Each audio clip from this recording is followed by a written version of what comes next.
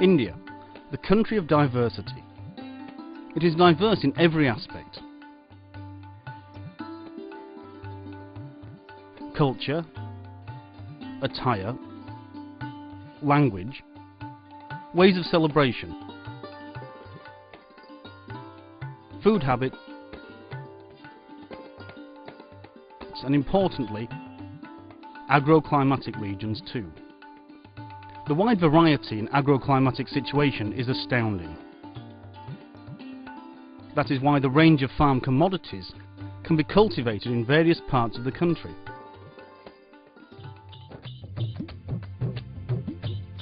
It won't be an exaggeration to say that the real India lives in villages even today. 60% of the population relies upon agriculture for their livelihood. Until last century, it was around 90%.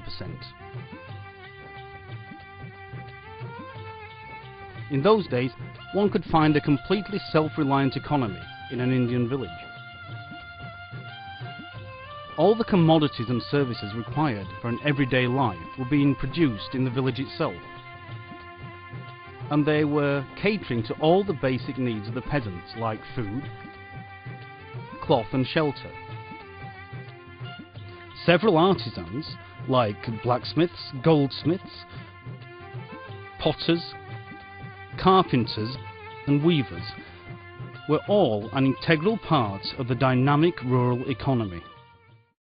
पूर्वीचं जसं होतं खूप माल पका जाई, चांगले ये जाई, उत्पन्न हो जाई आणि खुशी सुखी राहावी सगळे आणि त्यामुळं बरं चालत होतं. आता असा हे नाही राहिला sir. As for agriculture, the traditional farming practices were eco-friendly in nature. Also, farming and other existing allied enterprises were complementary to each other. Hence the requirement for external inputs for the farming were hardly felt. पहिलं पूर्वीचा पाऊस येत होता, डोंगराला भक्कम झाडं होती, म्हणजे हे जनावर कोल्हे वाघ भरपूर राहायचे. आम्ही बकऱ्या चरायचे डोंगराला, जाळ्या खूप भरपूर नाही पाळले. पहिले पूर्वीचे लई जनावर होते, आता फक्त काय एक एक दोन दोन जनावर आहे. म्हणजे कारण चारा नाही, चरायला बी नाही, पाणी पडाना, मग त्यामुळं जनावर पाळले गेले. नाही तर आमचं जे म्हशीचं खांड होतं, गाईचं खांड होतं आजूबाजू.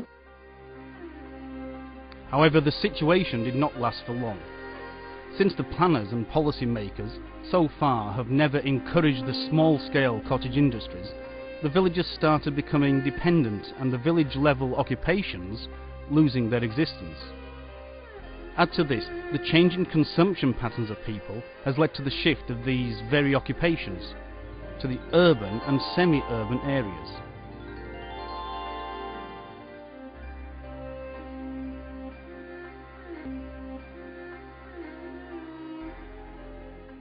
ते कसं झालं, स्टील प्लास्टिक त्याचा खप जास्त व्हायला लागला, त्याच्यामुळे मग याचे लोक विसच ठेवेना, याचा खप कमी व्हायला लागला.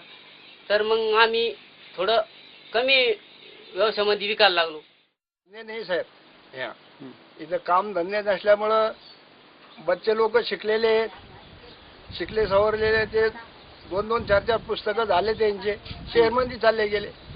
इथं काम धंदा काही सुतार नाही, सुतार काम नाही येतात, काही कुंभार काम नाही, काही शेती भातीचं काही काम नाही, पाऊस वेळेवर पडत नाही, त्यामुळं मजबूर आहे सर. आणि मजबूर असल्यामुळं मग पिकं पाणी व्यवस्थित होत नाही. At the agrarian level, the situation is even worse.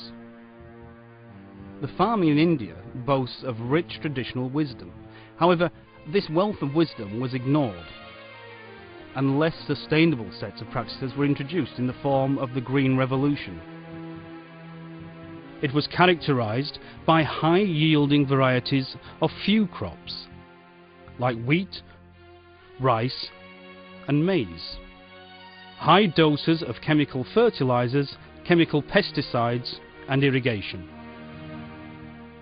रासायनिक खत, औषध आणि हायब्रिड बियाणाचा वापर करायला सुरुवात केली. ही सुरुवात केल्यामुळे जमिनीची जी पोषकता आहे किंवा उपजता ज्याला आपण म्हणतो ती कमी कमी व्हायला लागली आणि पुन्हा देशामध्ये उत्पादन जे आहे जे जास्त प्रमाणात होतं ते उत्पादन कमी व्हायला लागलं आणि आपल्या जमीन ही वाळवंटीकरणाकडे वळायला लागली.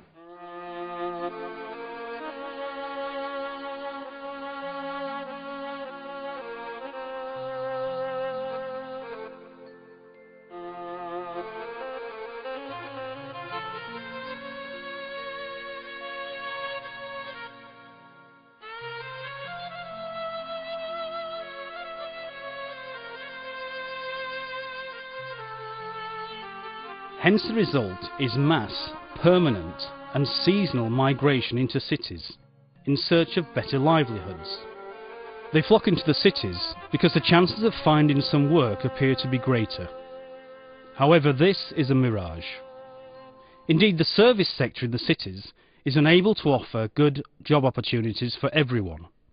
Rural unemployment becomes urban unemployment. Such underemployed and unemployed in the cities are left with no choice than to compromise and stay in subhuman conditions, and the slums grow.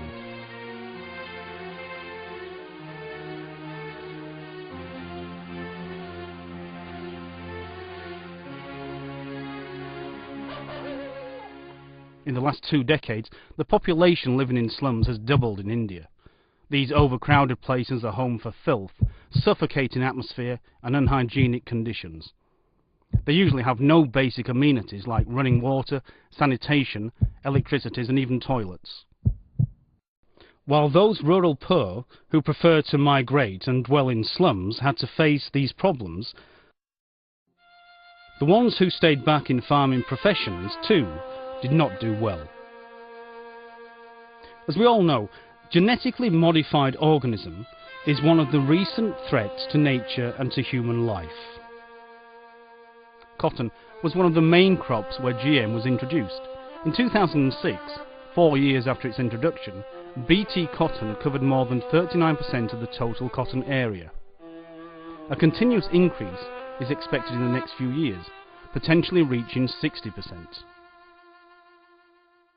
This recently introduced technology in India claims high productivity and reduction in the use of pesticides.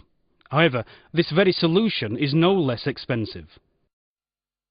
Today, one can see that many farmers are massively in debt to local moneylenders, having overborrowed to purchase GM seeds.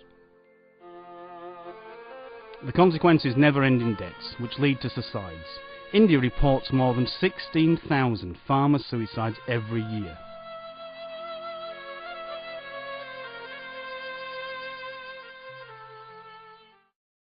Cotton is also one of those few cash crops which consumes huge doses of chemical pesticides and consequently has a very negative impact on the environment.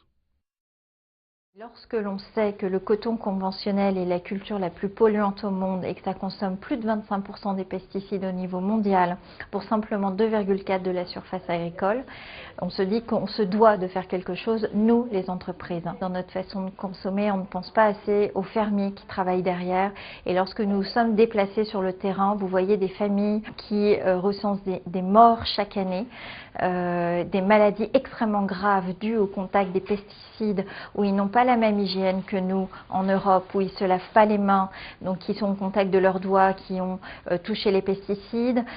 C'est des vaporisations de pesticides avec le vent, ils le respirent toute la journée. Cela a des conséquences considérables sur leur santé, mais aussi sur l'environnement.